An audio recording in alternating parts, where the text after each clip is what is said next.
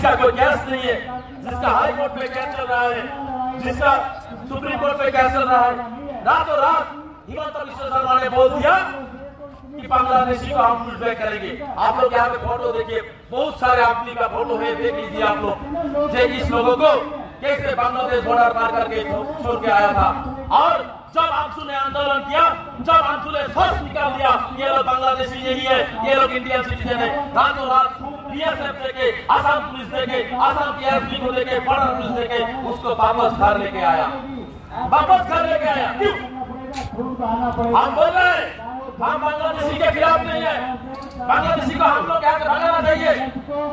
जितना भी बांग्लादेशी हो, वो चाहे मुसलमान हो, चाहे कास्ट की हो, जो भी हो, उसको आसाम से भगाना चाहिए। लेकिन हिमंत बिश्व शर्मा के टारगेट है कि आसाम की मुसलमान बांग्लादेशी बना के उसको कैसे बांग्लादेश भेज दिया जाएगा।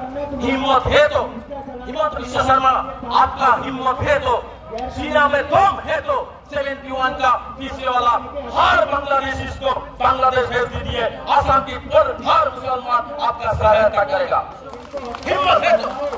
लेकिन इलीगली कोई इंडियन सिटीजन को बांग्लादेशी कहेगा, कोई इंडियन सिटीजन को पुशबैक करके बांग्लादेश भेजेगा, ये हम लोग नहीं मानेंगे, ये हम लोग नहीं मानेंगे, ये हम लोग नहीं मानेंगे।